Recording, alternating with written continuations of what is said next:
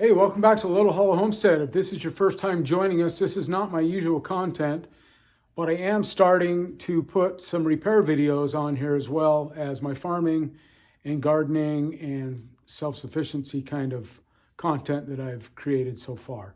The reason being is we try to save as much money as we can, and being self-sufficient is doing your own repairs, in my opinion. So that's what we're doing today. In a previous video, my first auto repair video was on this same truck. A check engine light came on and it said I needed a new engine temperature sensor, which I replaced. That worked for about 2 days. Yeah, the engine threw a code again. I went back, went and got another one, put it back in thinking the part was faulty. The part wasn't faulty.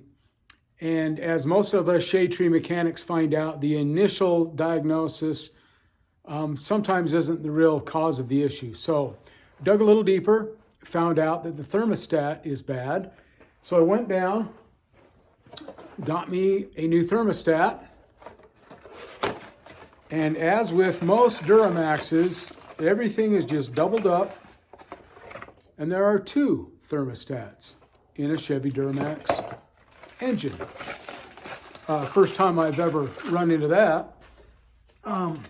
I have replaced thermostats before. It's not a complicated job, but for some reason, Duramaxes just come with everything. Two batteries, now two thermostats. This one cost me at O'Reilly's, I think, $41. The OEM one from AC Delco was $104. Hopefully, this is a good quality one. It was made in Israel and distributed by someone in Missouri, so cross our fingers and hope the $41 version will do the trick. So the code that the engine threw was actually a low engine temperature coolant code, if that makes sense, which initially you wouldn't think would be a bad thing, right? Your engine's running cooler than normal. That's a good thing, right? Well, after investigating a little bit more, doing a little more research, I found out that if your engine is not operating at the recommended temperature, that your gas mileage goes way down. Is it gas mileage in a diesel or is it diesel mileage in a diesel? If you know the answer to that one, let me know. Anyway, the miles per gallon of fuel, goes way down if your engine is not at the proper temperature. So I initially was thinking, well, it's cooler than normal, that's a good thing, but found out that it does need to be replaced. So that's what we're doing today. I'll walk you step by step the process. We'll figure this out together. Again, this is a 2016 Chevy Duramax 2500 HD LT truck right behind me. I think that this is common throughout most of the Duramaxes, going a little ways back before 2016 and probably a little ahead of 2016. Anyway, let me show you the tools we're going to need, and we'll climb under the hood of the truck here, and I'll show you what the plan is. So for this project, obviously we need the thermostats, check.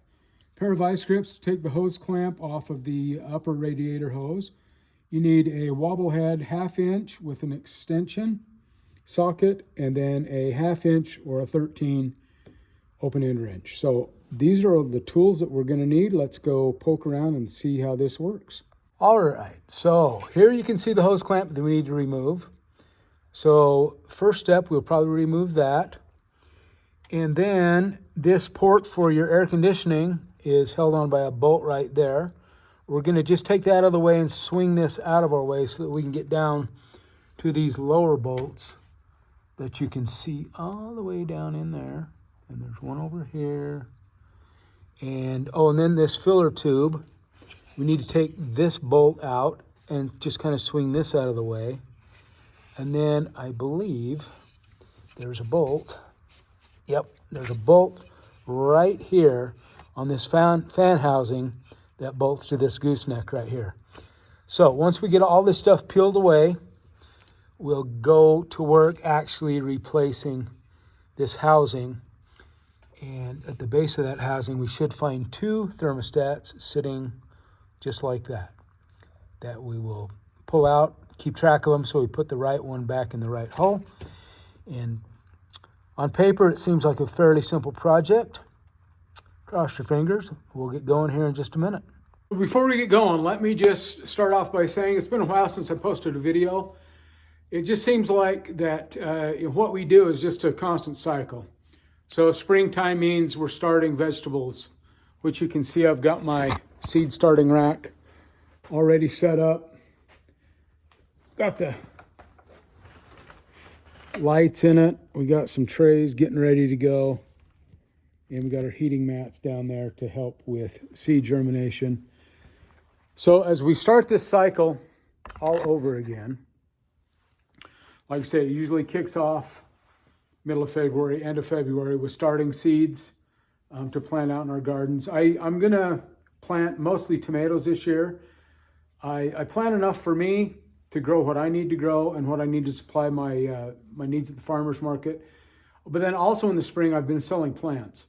And it seems to me like I can grow tomatoes without too much problem. So rather than going into cucumbers and squash and the things that can be directly sown, I'm going to concentrate just on tomatoes this year.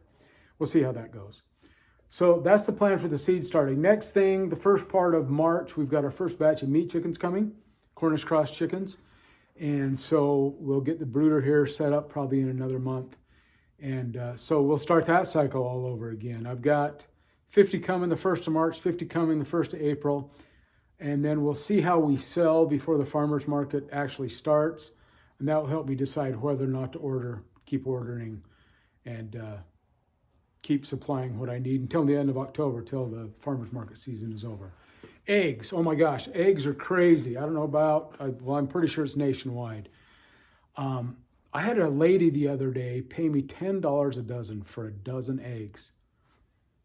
I delivered them. I've got them advertised for $5 a dozen.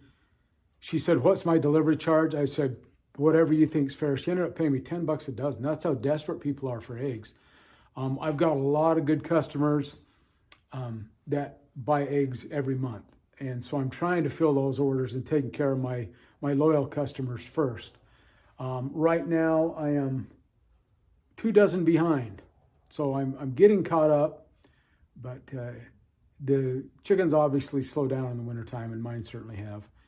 And so squeezing a dozen eggs a day out of them is kind of tough when you've got 16 chickens like they do in the spring and the summer and fall. But anyway, that's a whole other story with the whole egg situation. So, like I said, if this is your first time joining us, feel free to subscribe, give me a thumbs up, look at my other videos, see if there's anything there that's entertaining, informative. I don't know, maybe I can teach you something. Maybe you can teach me something. Leave me a comment. Maybe I'm doing something that you think would work a little better doing it your way. I'm open to suggestions. I'm not an authority on anything. I live life on my own rules. I do things on my own timeline, and I learn by mistakes. And over time, I think I've come up with a good system that works for me. Anyway, so it's time to get going on this repair on the truck. Let's get greasy. Okay, I had to change of clothes. Didn't want to get my nice jacket dirty, so we are ready to go. We'll start by removing this hose clamp. Slide that out of the way.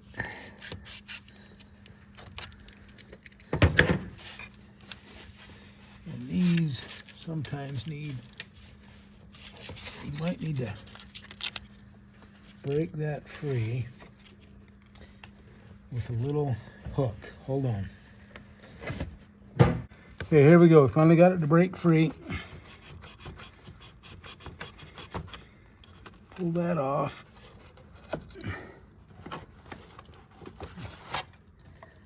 And hopefully gravity works. Okay. Now,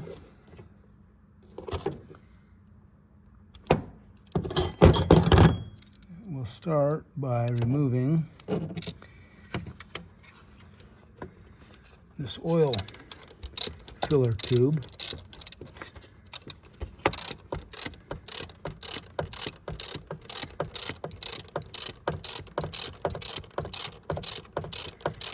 bolts right on to the thermostat housing.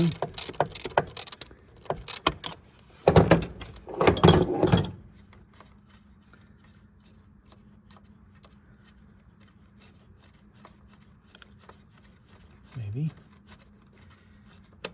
There we go. Okay, that gets that free. Now we'll go after this fan housing.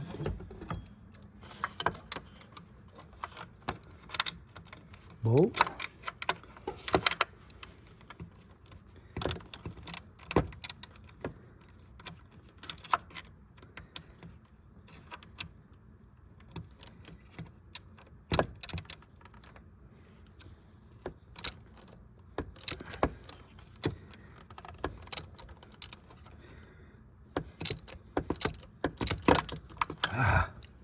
Sometimes these wobble head sockets are a pain. I'll get a regular one. Okay, that one is different, longer, so let's keep that separate. We know where that one goes.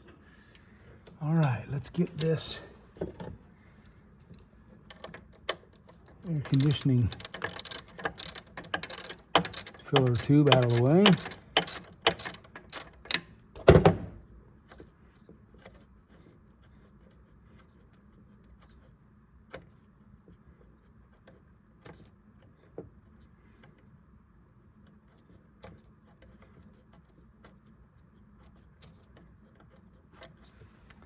And that one's another long one.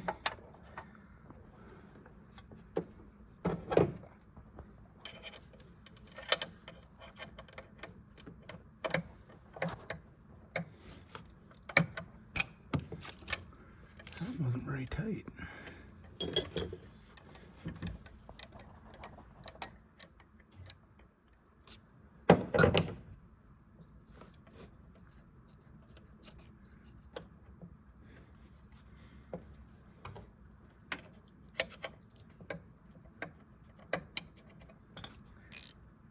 That's the right way. Come on.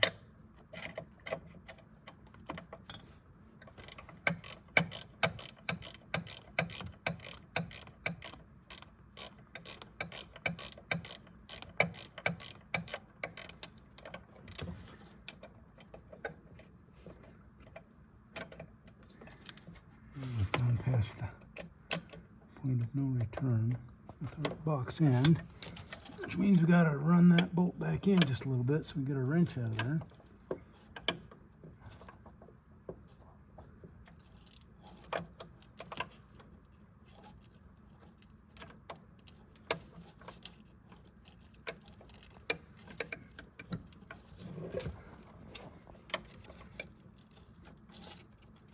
Okay, stop it. You can't. Okay, got a wrench out of there. We had to run that bolt back in a little bit to give us clearance between the alternator, or no, air conditioning compressor.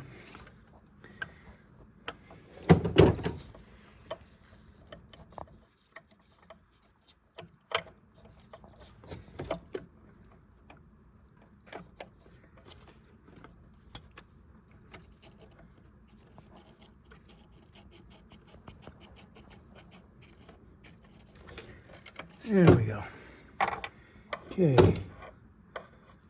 Let's see if we can find a nice safe spot for this dude. Like right there, how about? All right, so if you look down in here, let me grab that. If you look down here, now you can see the 4 bolts that we got to go after. 1, 2, 3, and 4. But we do need to get this out of the way because I believe we've got one more hidden under that. So let me get that out of the way so you can see what we're doing. You can see where the coolant temperature sensor is that I replaced before. We don't need to monkey with that. That's out of the way. So we'll get this little canister out of the way and see what's underneath that. So that just pops out. We'll just slide that out of the way, and that does reveal one more bolt. However, on further investigation, This bolt just attaches to the housing. So I think this whole bracket will come out with it. Let's find out, shall we? Since this is kind of a funny angle, we'll just kind of show you. If I can get that to break free. There we go.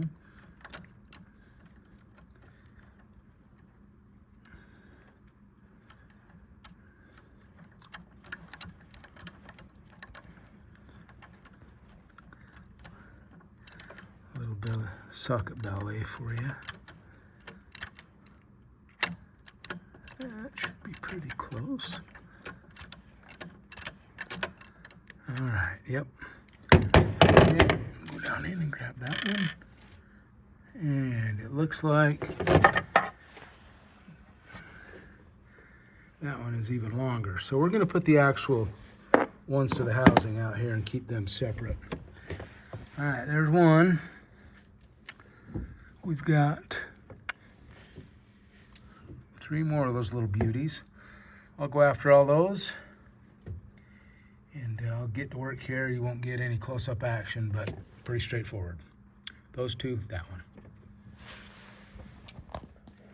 Okay, so one thing I found while I'm trying, this is all loose now, ready to come out, is on this housing, there's a little nub right there. I don't know if you can see that or not, but you gotta get that out. I'll show it to you when you get it out. But there's a little nub right there that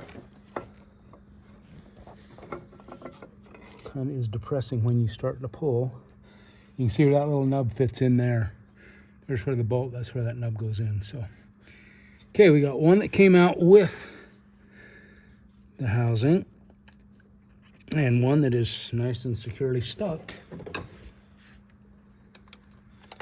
down in there.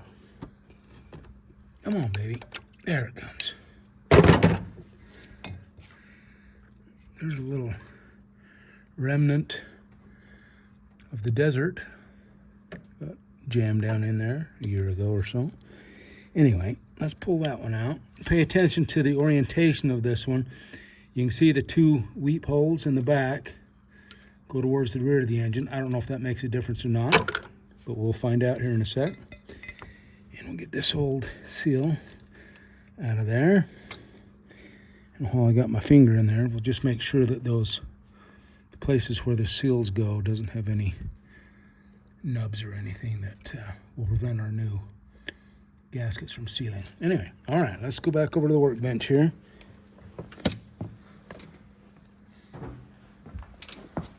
Step on the dog. That's always good. All right, so there you go. That one has the weep holes. Boy, those are really stuck. Yeah, and you can tell that they are stuck. At least that one is. I think that was the faulty one right there.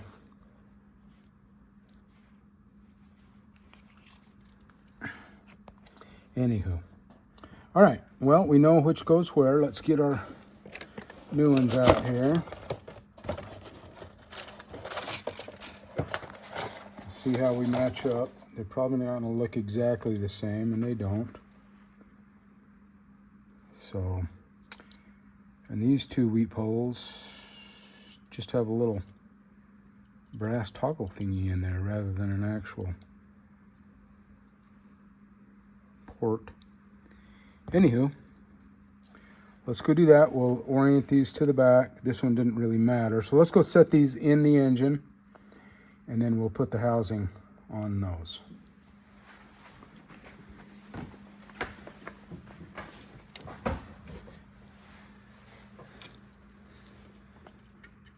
All right, we'll get that back in there. That little dude right there. All right, simple as pie. Make sure that everything is going to seal back up nice and tight.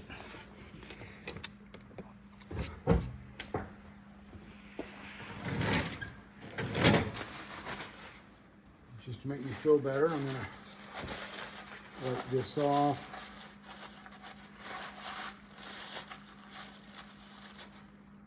There's a little bit little remnants of that gasket, but it's not, you can't really feel it with your finger, so it's not that bad. Okay, here we go.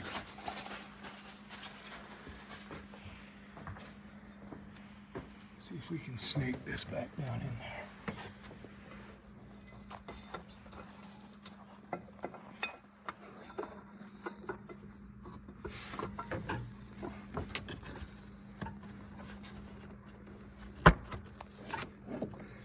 All right, we are back in business, I believe. Looks like the holes are lining up.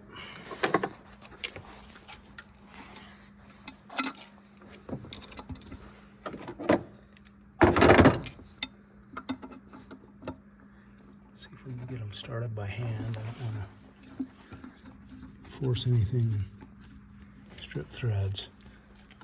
At this point, that would be quite catastrophic. So that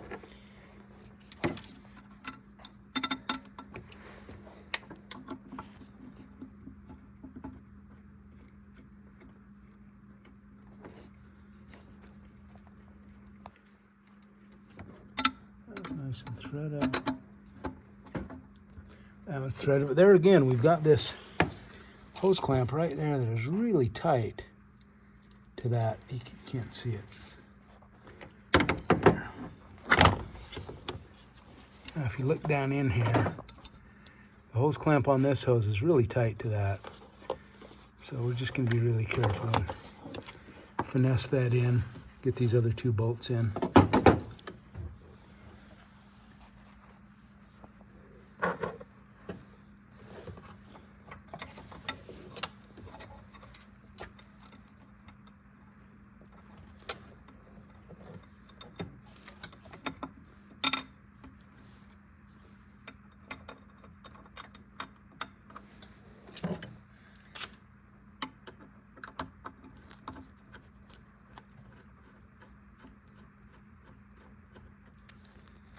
Nice.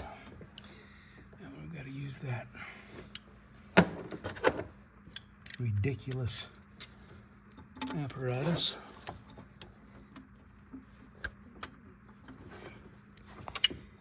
I mean, it has its purpose, but man, they seem to be a lot harder to use for sure. And it doesn't help the fact that mine has been used so much over the years that it's kind of worn out.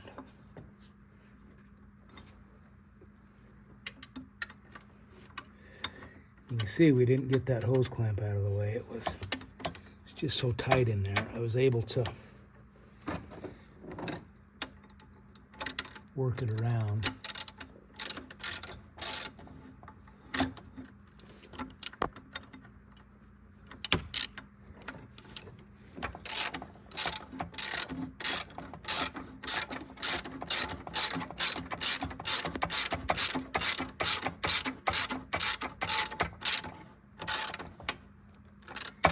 Get everything nice and snug, and then we'll come back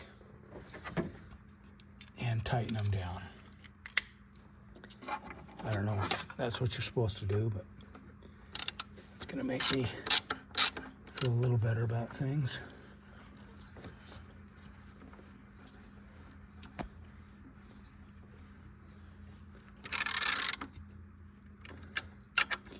We are snug. And we are stuck. There we go.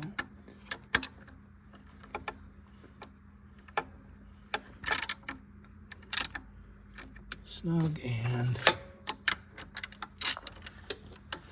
snug. Okay, now we'll go back, tighten these down. Oh, I just lost my socket.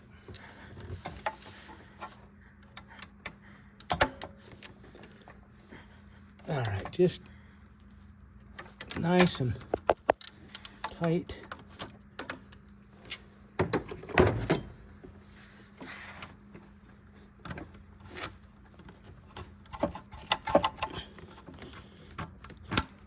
Well, I got it on now, I can't get it off.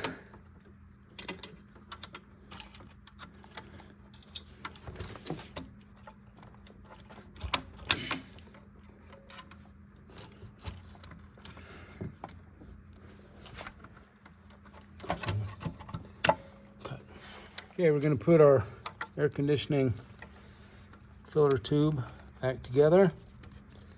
Put those 2 bolts back in. Okay. Right, so this shorter bolt goes in there. I think.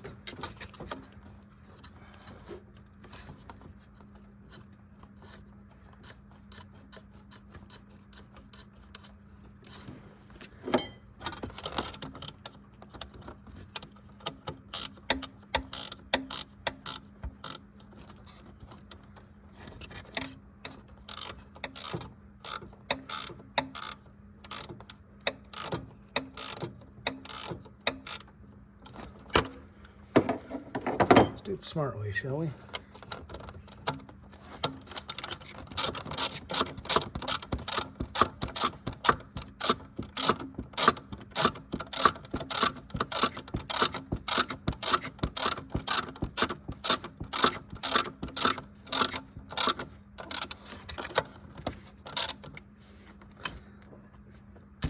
There again, just nice and snug.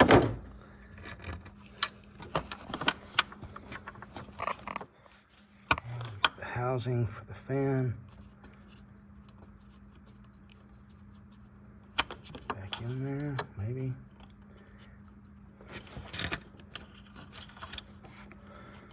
There.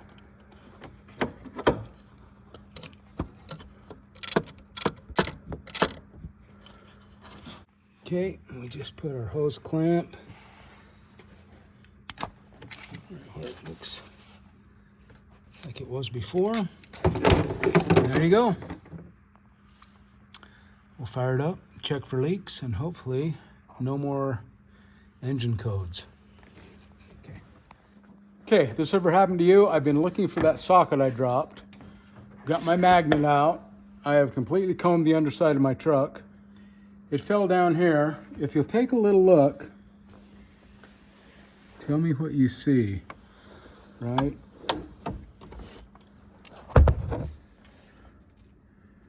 Right there. See it? That shiny little bugger. No kidding. Searching for 15 minutes. All to find it had not gone as far as I thought. There you go. All right, mission complete. So let's start it up. Pray no leaks.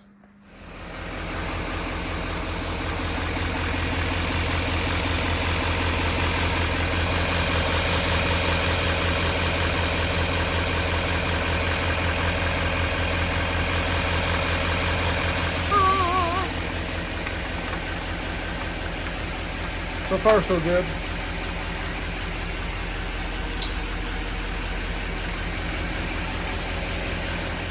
I have a warning on my dash. It says coolant level low. Imagine that, considering we dumped about a gallon of it out here. So we'll get some more coolant in it and we should be good. So thanks for stopping along tonight on this fun little adventure. Not my favorite thing in the world, but it's always nice to save a buck. If I didn't have to go to work here in an hour, it wouldn't have been quite as stressful, but we got it done in time. We're able to go to work. And anyway, another job completed. Thanks for stopping by. And we'll get going here with our springtime projects like I said at the beginning of the video. Feel free to come back and see how I do that. And even though it won't be mechanic related, which is probably what drew you to this post in the first place, hopefully it'll be some good information that will be informative, and you might learn something. Like I say, you might teach me something. So come along for the ride, subscribe, thumbs up, all that good stuff, and we'll catch you on the next adventure. Have a good night.